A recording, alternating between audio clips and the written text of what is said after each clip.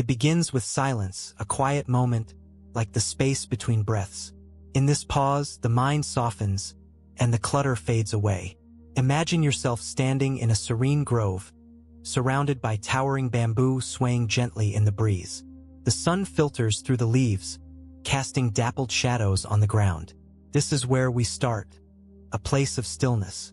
Zen teachings often invite us to step into this quiet space, where the noise of the world fades and clarity begins to emerge. Zen is not about answers. It's about questions that pull you deeper into the heart of existence. Take, for instance, the famous koan. What is the sound of one hand clapping? At first, it seems absurd, even impossible. But that's the point. Zen challenges the mind to move beyond logic, beyond the limits of ordinary thinking. It asks you to sit with the question, not to solve it, but to experience it, to feel the weight of its mystery. That's where the real transformation lies. Picture a monk seated on a cushion, his posture straight, his breathing steady. He's been given this koan by his teacher, and he spends hours pondering it. Days, months, until one day something shifts. He doesn't find the answer, he becomes the answer. He understands that the sound of one hand clapping is not something you hear. It's something you perceive. It's the essence of presence, of being fully alive in the moment. Zen stories are filled with these moments, small, seemingly insignificant events that lead to profound realizations. Take the story of the master and the overflowing cup. A scholar, eager to learn about Zen, visits a master. He begins boasting about all the books he's read, all the knowledge he's accumulated. The master listens quietly, then offers tea. He pours the tea into the scholar's cup and keeps pouring. The tea spills over, soaking the table. The scholar protests. "The cup is full. No more will fit." The master replies, "Like this cup, you are full of your own opinions and knowledge. How can I teach you Zen unless you first empty your cup?" This story holds a simple yet profound lesson. To grow, we must first let go. Let go of ego. Let go of preconceived notions. Let go of the need to control. Only then can we truly receive. It's a principle that echoes throughout Zen teachings. Emptiness is not nothingness. It's openness. It's possibility. Speaking of letting go, there's another story, one that's both humorous and deeply insightful. Two monks were traveling together. They came to a river where a young woman stood, unable to cross. The elder monk picked her up and carried her across the water. Hours later, as they walked, the younger monk couldn't hold back his frustration. "How could you carry that woman? It's against our vows." The elder monk smiled and said, "I put her down hours ago. Why are you still carrying her?" This story reminds us of the weight we choose to carry, the grudges, the regrets, the worries. Zen invites us to release them, to free ourselves from the burdens of the past. But Zen is not all seriousness. It's playful too. There's the tale of the Zen master who called his disciples together and asked, "Why does the dragon live in the water but never gets wet?" The students debated. Some said it was because of its scales. Others thought it had a special power. Finally, the master laughed and said, "The dragon is not in the water. The water is in the dragon." It's a whimsical way of reminding us that reality is not always what it seems. What we perceive is often shaped by our perspective, our beliefs, our assumptions. And then there's the story of the flag and the wind. Two monks were arguing about what was moving, the flag or the wind. One said, "The flag is moving." The other said, "No, the wind is moving." A master overheard them and said, "Neither the flag nor the wind is moving. It is your mind that moves." This simple statement cuts through the debate, pointing to a deeper truth. Our experience of the world is shaped by the movement of the mind. When the mind is still, the world becomes clear. Zen teaches us to find clarity in simplicity. It's not about adding more. It's about peeling away the layers of distraction. Think of the practice of zazen or seated meditation. There's no elaborate ritual, no fancy technique. Just sitting, breathing, being. At first, it feels difficult. The mind races. Thoughts tumble over each other. But over time, the practice becomes a mirror. It reflects the true nature of the self. No masks, No illusions, just presence. In the stillness of Zazen, practitioners often encounter a paradox. The harder you try to quiet the mind, the louder it becomes. Zen teaches that effort is not the answer. Instead, it suggests surrender. Let the thoughts come and go. Don't chase them. Don't fight them. Simply observe them, like clouds drifting across the sky. Eventually, the mind settles not because you forced it to, but because you allowed it to. This idea of surrender is beautifully illustrated in another Zen story. A novice monk asked a master, "How can I find enlightenment?" The master replied, "Stop seeking it." Confused, the monk asked, "But if I stop seeking, how will I progress?" The master smiled and said, "The harder you chase it, the further it moves away. Enlightenment is not something you find. It's something you realize. It's always been there, waiting for you to notice." Zen often speaks in contradictions, statements that seem puzzling at first but reveal profound truths upon deeper reflection. For example, "To know the way, you must walk it," or "When you reach the top of the mountain, keep climbing." These phrases challenge us to see beyond the surface, to embrace the mystery of life. They remind us that understanding is not a destination. It's a journey. It's easy to think of Zen as a distant, abstract philosophy, but in reality, it's deeply practical. It's about how we live, how we interact with others, how we approach each moment. Take the principle of mindfulness, the practice of being fully present.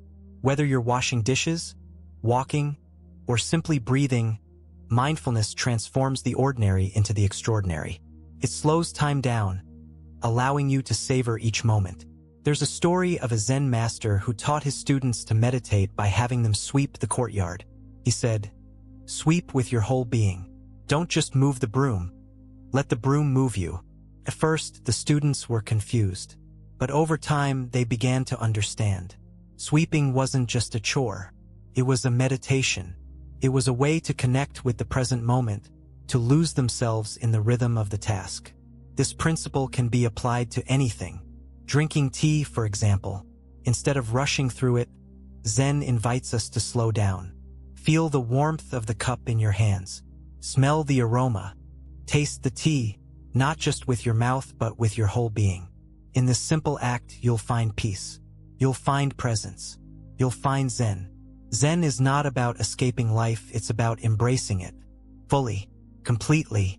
It teaches us that happiness doesn't come from external achievements or possessions. True happiness comes from within, from cultivating a sense of gratitude and contentment. It's like the story of the monk who lived in a simple hut with no possessions. When asked if he ever felt poor, he replied, "I have everything I need, the moon, the stars, and my breath." In this way, Zen offers a path to mental relaxation, a way to let go of stress, anxiety, and the endless pursuit of more. It's not about changing the world. It's about changing your relationship with the world. It's about finding peace in the midst of chaos, clarity in the midst of confusion. Zen is a lifelong practice, not a quick fix. It's a journey that unfolds slowly, one moment at a time, but the rewards are immeasurable.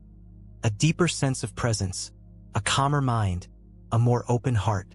And it all begins with one simple step: letting go. Letting go of fear, letting go of judgment, letting go of the need to understand everything. In the end, Zen is not something you learn. It's something you live. It's a way of being, a way of seeing, a way of connecting. It's the quiet wisdom of the bamboo grove, the gentle ripple of the river, the sound of one hand clapping. And as you journey deeper into this practice, you'll discover that the answers you seek have been within you all along. You just needed to look. A wise monk once poured tea into a cup until it overflowed. The golden liquid spilled over the edges, pooling on the table below. The scholar sitting across from him watched in stunned silence. Confusion painted his face. Why would a man so revered, so enlightened, do something so careless? Was it a mistake? Or was there something deeper at play? What happened next would forever alter this scholar's understanding. Not just of Zen, but of life itself. The scholar had traveled far to meet the Zen master, driven by a hunger for knowledge. He was a man of great intellect, with shelves of books lining his study back home. His reputation as a thinker preceded him, and he carried the weight of that pride with him like an invisible badge. When he finally arrived at the monastery, he expected to be greeted with reverence, maybe even awe. What he didn't expect was the quiet humility of the master. The Zen master welcomed him with a simple nod. There were no grand gestures, no words of admiration. Instead, the master led him to a modest room, its only adornments a low wooden table and 2 cushions. They sat across from each other, the monk calm and serene, the scholar eager and restless. "I've come to learn the secrets of Zen," the scholar said, his voice brimming with confidence. "I've read many texts, studied countless philosophies, and I believe I'm ready for enlightenment." The master listened silently, his expression unreadable. Then, without a word, he reached for the teapot sitting between them. Slowly, deliberately, he began to pour tea into the scholar's cup. The liquid rose steadily, nearing the rim. The scholar shifted in his seat, watching as the tea reached the very edge. Surely the master would stop now, but he didn't. The tea overflowed, spilling onto the table, spreading in a warm, golden puddle. The scholar's eyes widened in disbelief. "Stop! The cup is full. It can't hold any more," he exclaimed. The master set the teapot down and finally spoke. His voice was soft, yet it carried the weight of centuries. "Like this cup, you are full of your own opinions, your own assumptions, your own pride. How can I teach you Zen unless you first empty your cup?" The silence that followed was deafening. The scholar stared at the spilled tea, the words sinking in slowly. In that moment, he realized the truth. He hadn't come to learn. He'd come to validate what he already thought he knew. His arrogance had blinded him, filling his mind to the brim and leaving no room for wisdom to take root. This simple act, the pouring of tea, was not a mistake. It was a lesson, a mirror held up to the scholar's ego. The empty cup became a symbol, a reminder that true learning begins with humility. It's only when we make space, when we let go of what we think we know, that we can truly grow. But the story doesn't end there. What happened next completely changed the scholar's perspective on life.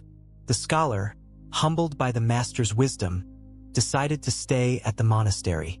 He gave up his books, his titles, and his need to prove himself. Day by day, he immersed himself in the teachings of Zen, not through words, but through actions. He swept the floors, tended the gardens, and meditated in silence. The tasks were simple, yet they held profound meaning.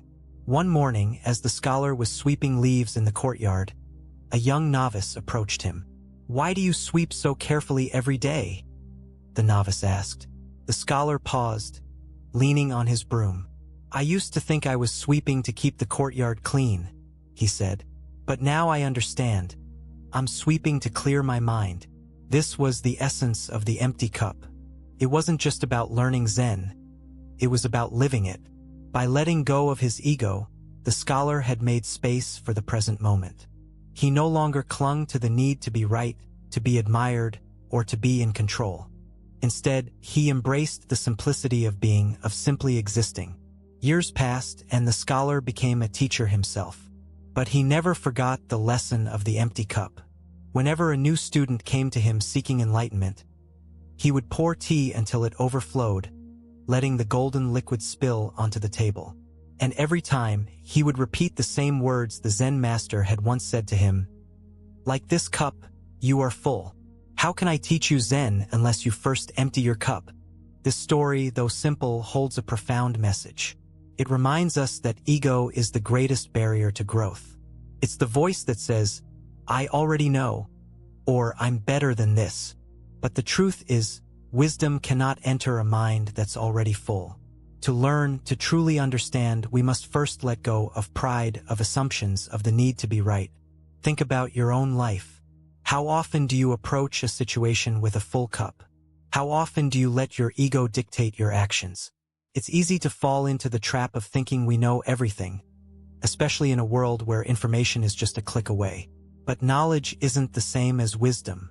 Wisdom comes from experience, from humility, from the willingness to say, I don't know. Imagine standing before the Zen master, the teapot in his hand, your cup overflowing. Would you be ready to empty it? Would you be willing to let go of everything you think you know and start fresh? It's not easy. It requires courage and vulnerability, but it's the first step toward true understanding. And here's the thing. The empty cup isn't just a metaphor. It's a practice. It's an intentional choice we make every day. When we listen to someone without interrupting, when we admit we're wrong, when we approach challenges with an open mind, we're emptying our cup. We're creating space for growth, for learning, for connection. The scholar's journey is one we all can learn from. It's a reminder that the path to enlightenment isn't about acquiring more. It's about shedding what weighs us down. It's about clearing the clutter in our minds and making room for what truly matters. So, the next time you find yourself in a conversation, a disagreement, or a moment of doubt, ask yourself, is my cup full? Am I leaving room for wisdom, for understanding, for growth? The answer might surprise you. The monk's lesson is timeless, but it's also deeply personal. It's about more than tea or cups. It's about the way we live our lives, the way we approach the world around us. It's about choosing humility over pride, openness over arrogance, and simplicity over complexity. The story of the empty cup invites us to re-examine not just what we know, but how we know it. And, in doing so, it offers us an opportunity to start fresh, to make space, and to embrace the beauty of the present moment. So, what will you do? Will you empty your cup, or will you let it overflow? What's the sound of one hand clapping? The question hangs in the air, weightless yet heavy with meaning. It's strange, isn't it? The kind of question that doesn't seem to have an answer, or at least not in the way we're used to. But that's the point. Zen riddles, known as koans, aren't designed to be solved like puzzles. They're meant to unsettle your thinking, to shake loose the rigid walls of logic and open up a space for something deeper. This particular koan is one of the most famous. At first glance, it seems absurd. How can one hand clap? What sound could possibly come from it? The brain immediately scrambles for an answer, but the more you wrestle with it, the more elusive it becomes. That's the beauty of a koan. It doesn't offer comfort or certainty. Instead, it invites something far more profound, a confrontation with the limits of your own understanding. Picture a young monk, eager to prove himself, sitting cross-legged before his master. The room is sparse. The only sounds the soft rustle of robes and the occasional creak of the wooden floor. The master's voice cuts through the quiet like a sharp blade. What is the sound of one hand clapping? The student's eyes widen. He's been given tasks before, sweeping the courtyard, arranging stones in the garden. But this feels like a test, a high-stakes challenge. He straightens his posture and furrows his brow, determined to impress. I'll find the answer, he says confidently. But days pass and the answer doesn't come. He tries everything, clapping one hand against a table, waving it through the air, even slapping it against his leg. Nothing feels right. Nothing feels true. Frustrated, the student returns to his master. I don't understand, he admits, his voice tinged with defeat. I've tried everything, but I can't figure it out. The master's gaze is steady, unyielding. You're trying too hard, he says simply. The answer isn't out there. It's in here. He taps the center of his chest. Confusion clouds the student's face. In my heart, the master shakes his head. In your presence, in your being. And just like that, the riddle transforms. It's no longer about finding an answer, but about experiencing something deeper, something beyond words. This is the essence of Zen koans. They aren't about arriving at conclusions. They're about the journey, the process of peeling back layers of thought and ego until all that remains is pure awareness. The student doesn't understand this yet, but he's willing to try. He spends the next several days sitting in silence, letting the question echo within him. At first, his mind races. Thoughts tumble over one another, each one desperate to crack the code. But as time passes, the noise begins to fade. The edges of his mind soften, and he starts to notice things he hadn't before. The way sunlight filters through the paper screens, the gentle sway of the trees outside, the rhythm of his own breath. It's subtle, quiet, but it's there. A shift, like the first glimmer of dawn breaking through the dark. Still, he struggles. The question lingers, always just out of reach. What is the sound of one hand clapping?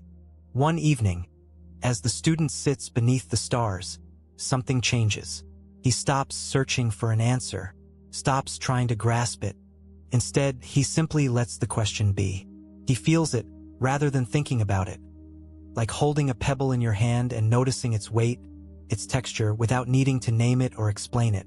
And in that moment, something clicks. It's not an answer exactly. It's not something he can put into words. But it feels real, feels true. The next morning, he returns to his master. His steps are lighter, his gaze steadier. "Well?" the master asks. The student smiles. "I can't explain it," he says, "but I think I understand." The master nods, a faint smile tugging at his lips. "Good. You've taken the first step." The sound of one hand clapping isn't a sound at all. It's a feeling, a state of being. It's the space between thoughts, the presence that exists when you stop chasing answers and start living the question. Zen koans like this one aren't meant to be solved. They're meant to shift your perspective, to dissolve the boundaries between logic and intuition, between mind and heart. And as the student learns, the real teaching isn't in the riddle itself. It's in the silence that follows, in the stillness it creates. This lesson, this quiet, profound understanding, is something we can all carry with us. In a world that demands answers, that thrives on noise and certainty, there's power in letting go, in sitting with the unanswerable and finding peace in the mystery. So, ask yourself, what's the sound of one hand clapping? Don't try to solve it. Don't try to reason your way through it. Just let it be. Let the question settle in your mind like a feather drifting to the ground. Notice what rises in the stillness. Maybe you won't find an answer. Maybe you don't need one. Because sometimes, the greatest wisdom isn't in knowing. It's in being. What if the journey itself is the destination? It's a strange question, isn't it? Almost like trying to hold water in your hands. It slips through your fingers no matter how tightly you grip. But that's the beauty of Zen teachings. They invite us to pause, to sit with the questions instead of rushing toward answers. And this question, in particular, carries a quiet challenge. It asks us to reconsider everything we think we know about purpose, success, and the paths we walk every day. There's an old story about a wandering monk. He wasn't famous, nor did he seek followers. He simply walked, day after day, mile after mile, through forests, over mountains, across rivers. His journey had no apparent destination, no endpoint. People often saw him passing through their villages, his robe dusty from the road, his sandals worn thin, and they would ask him, "Where are you going?" The monk would smile, a smile soft like the morning sun, and reply, "I'm already there." At first, his answer baffled them. How could someone be there when they were still walking? Didn't journeys have a finish line? A place to arrive, a goal to reach? The villagers couldn't make sense of it. But the monk never explained further. He simply kept walking, his steps steady, his presence calm. One day, a curious young man decided to follow him. The monk didn't object, nor did he invite him. He simply continued walking as though the young man wasn't there. Hours turned into days, and still the monk walked. He didn't stop for long conversations or grand gestures. He ate simply, rested briefly, then resumed his journey. The young man, however, grew frustrated. He had expected answers, profound insights about life, or perhaps a secret destination that would make all this walking worthwhile. But there was nothing, just footsteps, endless footsteps. After several days, he couldn't take it anymore. "Why do you keep walking? You don't seem to be getting anywhere," he blurted out, his voice tinged with confusion and irritation. The monk paused for the first time in hours. He turned to the young man, his gaze steady yet gentle. "Getting somewhere?" the monk repeated, as though tasting the words for the first time. "And where is it, exactly, that you think we need to go?" The young man hesitated. He didn't have an answer. He had assumed there was a destination, a grand purpose behind the monk's endless journey. But now, standing there on the dusty road, he wasn't so sure. The monk continued, "You see, the moment you believe you must arrive, you lose the essence of the journey itself. Every step, every breath, every moment. This is it. This is all there ever is. If you keep looking ahead, chasing some imagined endpoint, you'll miss the beauty that's right here, right now." The young man fell silent. Suddenly, the endless walking seemed less like a chore and more like an invitation, a chance to experience the journey without needing it to lead anywhere. The monk's next words flipped the idea of success upside down. Effort is not about achieving. It's about being fully present with what you're doing. Whether you walk or sit, whether you succeed or fail, the value lies in how you engage with the moment, not in what you gain from it. This teaching feels almost counterintuitive, doesn't it? Especially in the modern world. We live in a culture that glorifies outcomes, milestones, and achievements. Get the promotion, buy the dream house, hit the next big goal. It's all about arriving somewhere, isn't it? But in that constant chase, what do we sacrifice? Think about it. How often do we rush through our days, ticking off tasks on a to-do list, only to collapse into bed at night wondering where the time went? Or we set a goal, like losing weight, learning a skill, or earning more money, and become so fixated on the result that we forget to appreciate the process. The monk's journey reminds us of something we sometimes lose sight of. Life doesn't exist in the future. It exists in the here and now. It's not about the destination we hope to reach someday. It's about how we choose to walk the path today. Take a moment to reflect on your own life. Are there areas where you're sprinting toward an endpoint, hoping it will bring you happiness or fulfillment? Maybe it's your career, or a relationship, or even how you're trying to improve yourself. What would happen if, just for a moment, you stopped worrying about where you're going, and instead focused on the steps you're taking right now? In Zen, this idea is often tied to mindfulness, the practice of paying attention to the present moment without judgment. It's not about perfection or doing everything right. It's simply about being here, fully, completely, unapologetically here. Imagine you're walking through a forest. The sun filters through the leaves, casting dappled light onto the path. You hear the crunch of your footsteps on the earth, the rustle of wind in the trees, the distant call of birds. That's the journey, not the clearing at the end of the trail, not the peak of the mountain, just this moment with all its simple, fleeting beauty. But here's the real challenge. How do we apply this to the parts of life that don't feel beautiful? The mundane tasks, the struggles, the setbacks. How do we stay present when the journey feels hard or uncomfortable? The monk's story offers a subtle clue. It's not about denying difficulty or pretending everything is fine. It's about embracing the full spectrum of the experience. Each step matters, not because it's easy or pleasant, but because it's part of the path. Think of it like this. When you watch a movie, you don't skip to the ending, right? The twists, the conflicts, the moments that make you laugh or cry, that's what makes the story meaningful. Life is the same. If we rush through the hard parts, trying to fast forward to the happy ending, we miss the richness of the narrative. And here's the twist. Sometimes the hardest moments teach us the most. They shape us, challenge us, and help us grow. The monk's endless walking wasn't always smooth or effortless, but he didn't resist those bumps in the road.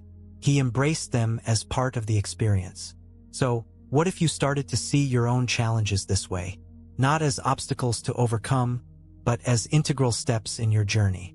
What if, instead of striving to arrive, you allowed yourself to simply walk, one step at a time, fully present with whatever the moment brings? It's a radical shift in perspective, isn't it? But it's also freeing. When you stop measuring your worth by how far you've come or how close you are to the finish line, you open yourself up to the fullness of life as it is. You might be wondering now, how do we actually practice this? How do we let go of the need to arrive and embrace the journey instead? One way is to start small. Choose an activity you usually rush through, like washing the dishes, walking to work, or even brushing your teeth, and try to do it mindfully. Feel the water on your hands as you clean each plate. Hear the sound of your footsteps on the pavement. Notice the sensations of the toothbrush in your mouth. The goal isn't to master mindfulness or become some kind of Zen expert. It's simply to practice presence, to remind yourself that life is happening right now, not in some distant future. The wandering monk understood this deeply. Every step he took wasn't a means to an end. It was the end itself. And maybe that's a lesson we can carry with us, too. After all, the journey isn't just about moving forward. It's also about pausing, reflecting, and appreciating the path beneath our feet. Because when we stop chasing the horizon, we realize something astonishing. We were there all along. The destination was never outside of us. It was within us, waiting to be noticed. Imagine standing in the middle of a bamboo forest. The air is crisp, filled with the soft rustle of leaves brushing against each other. The stalks tower above you, swaying gently in the breeze. It's quiet but alive, a stillness that hums with energy. You feel small here, yet strangely grounded. Have you ever wondered why bamboo is such a powerful symbol in Zen Buddhism? It's not just because of its serene beauty. Look closer, and you'll see there's a lesson hidden in every swaying stalk. Bamboo has a secret. It bends, but it doesn't break. When the wind blows, it doesn't resist.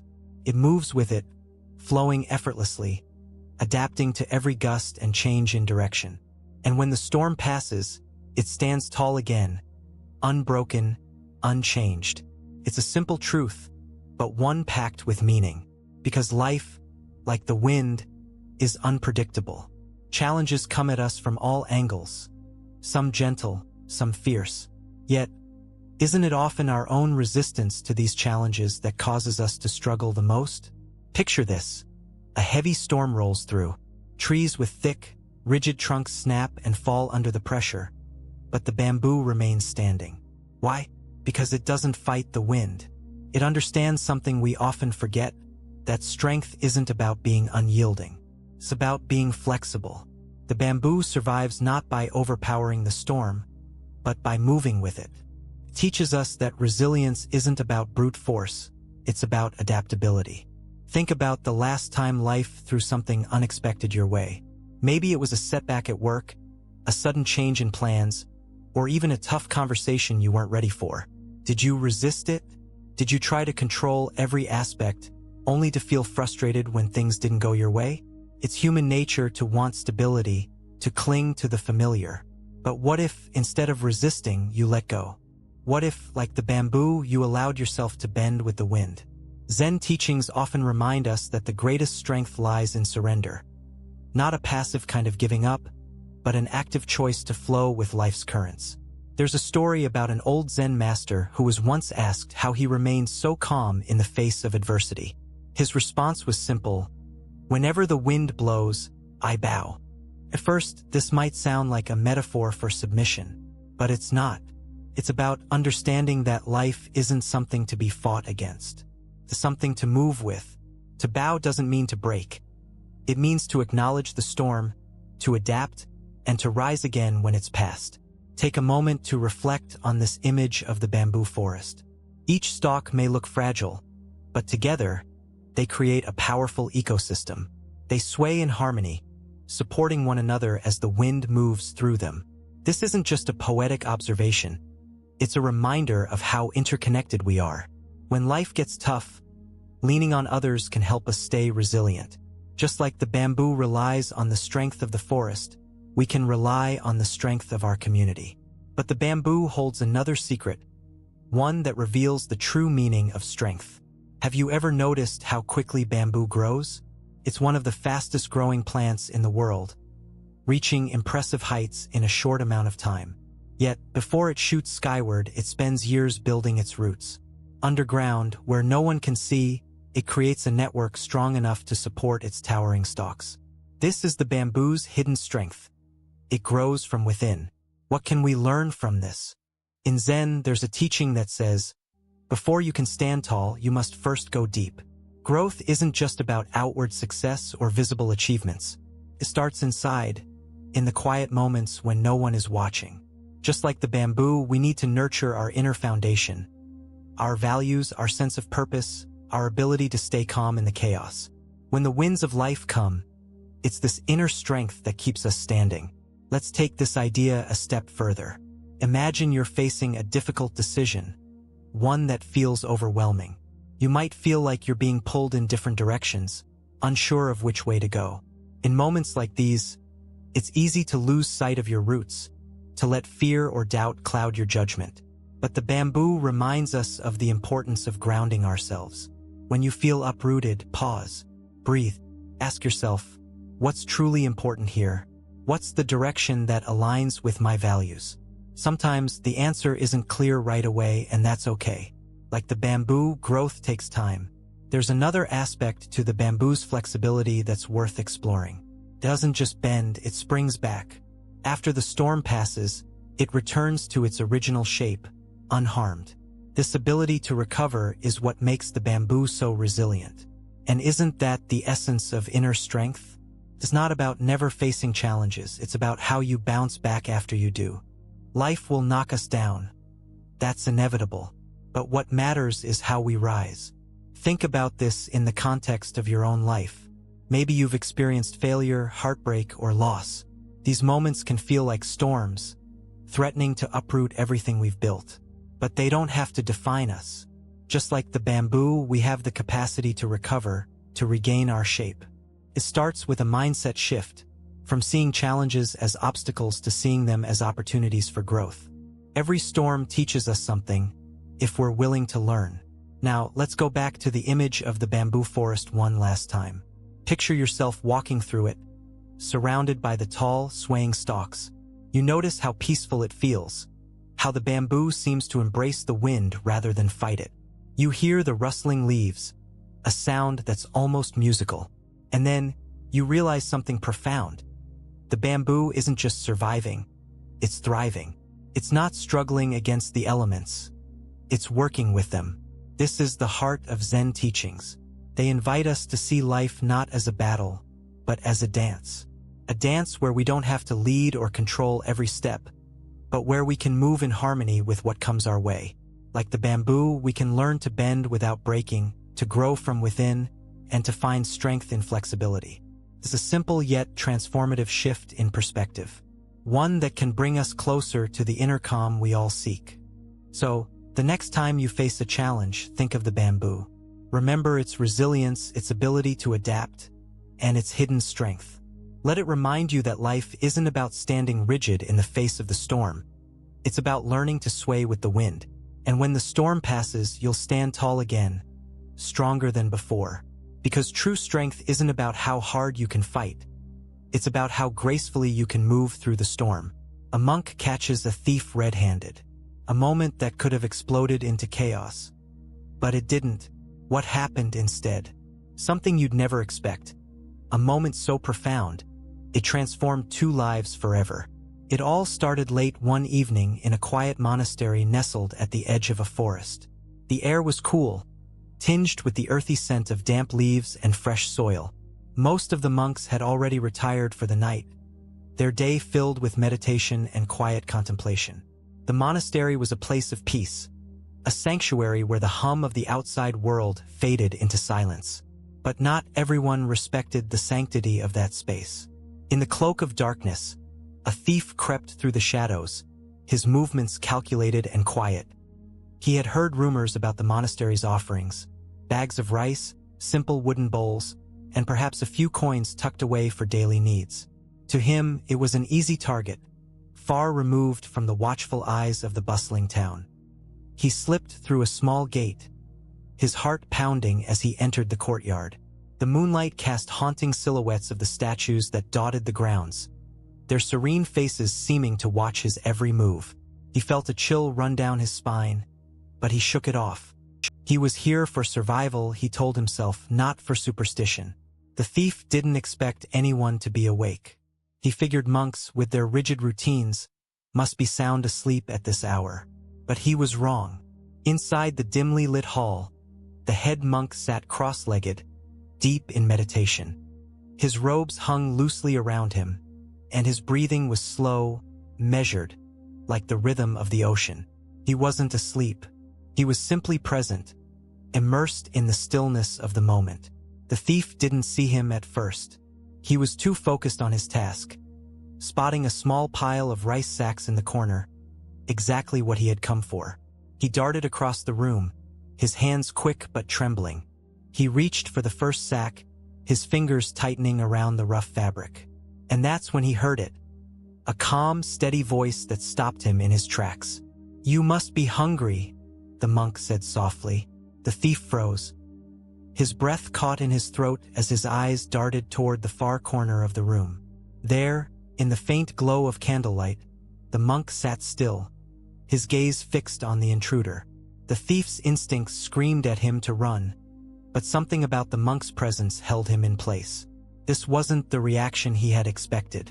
No shouts, no anger, no accusations. Just a simple, quiet observation. "You must be hungry." The monk slowly stood, his movements deliberate but unthreatening. He walked toward the thief, who instinctively backed away, clutching the sack of rice like a shield.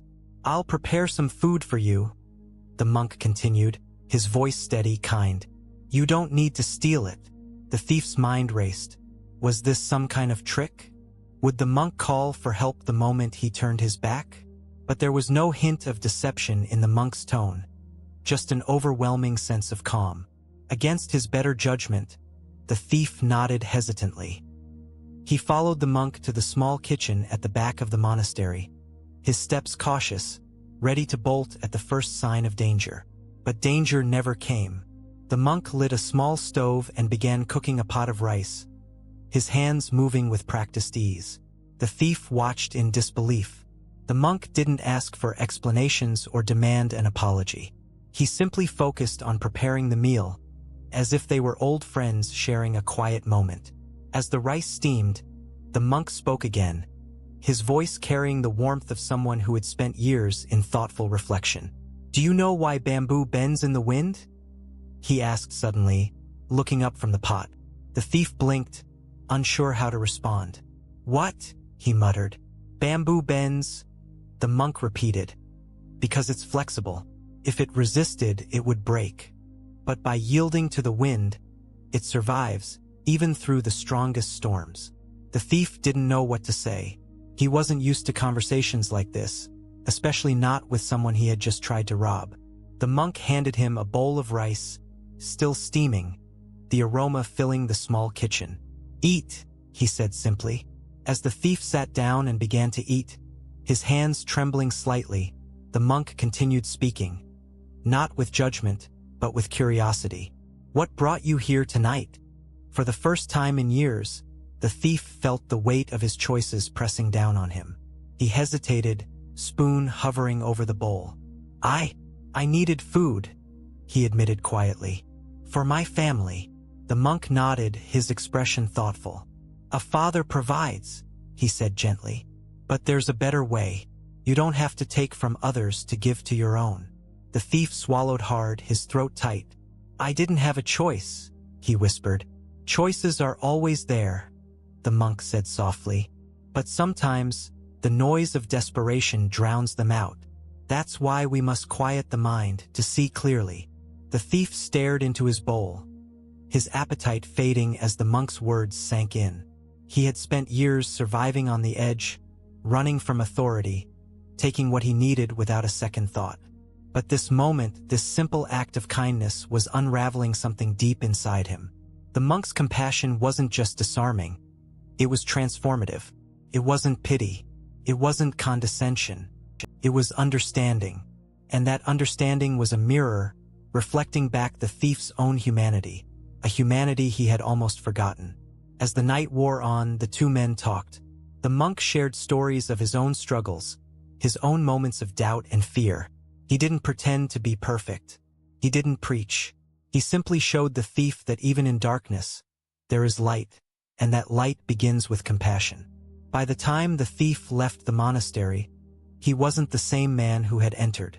The sack of rice was still slung over his shoulder, but this time it wasn't stolen. The monk had handed it to him willingly, with a soft smile and a simple request.